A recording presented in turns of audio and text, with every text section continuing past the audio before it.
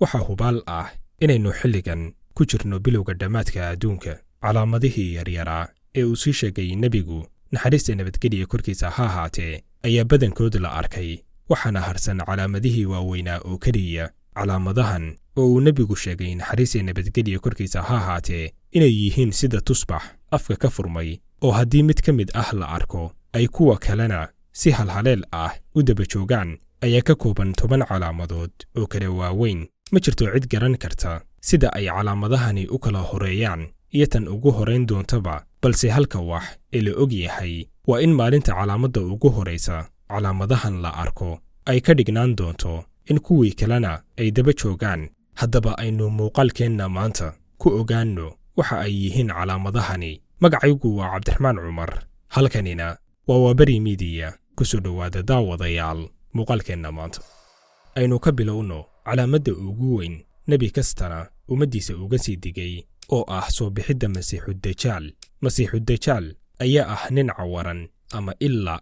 ninkan ayaa nool xilligan, wuxuuna sugayaa inuu soo baxo oo keliya. marka uu soo baxo waxaa raaci doona 70,000 oo Yahuudi oo ah Yahuudda degan deegaanka Asfahan ee dhaca Iiraan. arrinta yaabka leh waa in maanta Yahuudda ku nool Asfahan lagu qiyaaso 25,000 ilaa 30,000 oo Yahuudi. ninkan waxaynu u jeednaa masiixuddajaal ayaa ka soo bixi doona dhulka Khuraasaan, sida ku xusan xadiis laga wariyey nebiga naxariistii nabadgelya korkiisa ha ahaatee. dajaal wuxuu dhulka joogi doonaa 40 maalmood, isaga oo marba meel tegaya. wuxuu isku dayayaa inuu fitneeyo dadka, uguna yeero inay isaga rumeeyaan. wuxuu wataa roob iyo mucjisooyin uu dadka ku marin habaabinayo, sida inuu dhulka qalalan u beddelo beero. ninkan ayaa leh sumado lagu garanayo, sida inuu hal il leeyahay, in midabkiisu casaan yahay, inuu jirkiisu aad u weyn yahay. sidoo kale dhafoorkiisa waxaa ku qoran kelmad u dhigan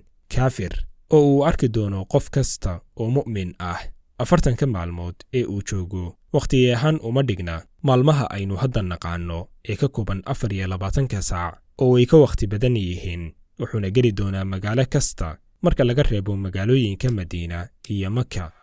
calaamadda labaad waa soo degidda Nebi Ciise calayhi salaam. wuxuu ku soo degayaa isaga oo ay malaa'ig sido. wakhtiga uu soo degayana waa subax ama xilliga la tukado salaatul fajriga. Nebi Ciise calayhi salaam wuxuu joogi doonaa dhulka 7 sano. waxa ugu horeeya ee uu qaban doonana waa inuu dhulka ka badbaadiyo fitnada dajaal. ugu dambaynna gacantiisa ayuu ku diri doonaa.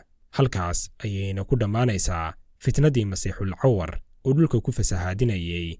kadibna Nebi Ciise calayhi salaam wuxuu bilaabayaa dacwadda iyo inuu dadka ugu yeero diinta Islaamka. isaga oo dacwadda wada ayaa waxaa dumaya darbigii uu dhisay Dulqarnayn ee lagu xiray Ya'juuj iyo Ma'juuj.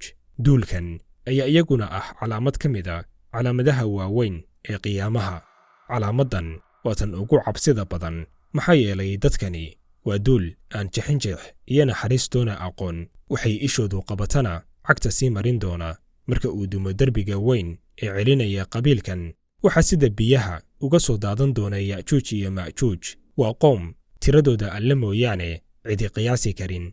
meel kasta oo ay soo gaaraanna qarribaya. Nebi Ciise iyo inta la socota ee mu'miniinta ah meel buur ah ayay gabaad ka dhigan doonaan, iyaga oo dusha sare ka arkaya fasahaadka ballaaran ee qoomkan dhulka ka geysanayaan. kadibna Nebi Ciise calayhi salaam wuxuu alle subxaanahu wa tacaala ka baryayaa in muslimiinta uu ka qabto sharka qoomkan. markaas ayuu alle subxaanahu wa tacaala wuxuu soo diri doonaa xayawaan yaryar oo tixri oo kale ah oo jirkooda gelaya, kadibna dilaacinaya.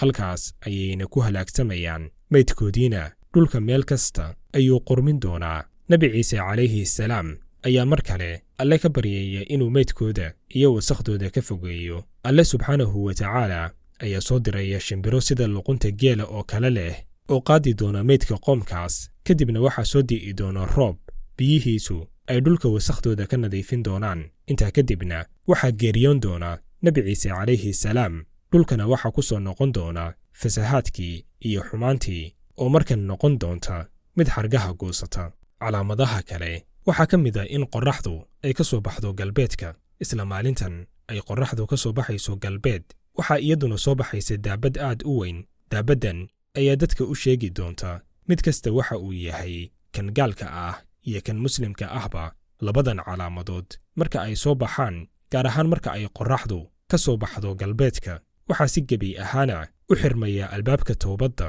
oo ah in qofka laga aqbalo ka toobadkeenidda dembiyadii uu geystay. Calaamadda kale waa qiiq ka imaanaya cirka. qiiqan ayaa noqon doona mid dadka laba qaab u saameeya. dadka muslimiinta ah ayuusan dhibi doonin oo qiiqan keliya sida hargabka u dareemi doona, halka dadka gaalada ah iyo munaafiqiinta uu ka geli doono dhegaha, sanka iyo meel kasta oo daloosha jirkooda, wuxuuna gaarsiin doonaa heer ay dhimasho ku sigtaan. marka qiiqan yimaado, waxaa xigi doona 3 dhulgo'itaan oo waaweyn, kuwaasi oo ka kala dhici doona beriga adduunka, galbeedka iyo jasiiradda Carbeed. calaamadda ugu dambaysa uguna weyn waa dab ka soo bixi doona dalka Yaman, gaar ahaanna magaalada Cadan. dabkan oo ah dab aad u weyn ayaa dadka isugu keeni doona galbeedka oo ah maxsharka. calaamadahani waa calaamadaha waaweyn ee qiyaamaha, soo bixidooduna ay tahay ogeysiintii ugu dambaysay ee dadka lagu ogeysiinayo in la gaaray wakhtigii dunidan ay soo idlaan lahayd. haddii aynu soo aragnay calaamadahan, bal aynu in yar milicsanno calaamadaha yaryar oo ah kuwo badankood dhacay. calaamadahan ayaa waxaa ka mid ah in kuwa xukunka haya ay noqon doonaan kuwo daalimiin ah, ammaanada loo dhiibayna waxay noqon doonaan kuwo khiyaameeya, in dadku ay salaada dhayalsadaan una hoggaansami doonaan hawadooda.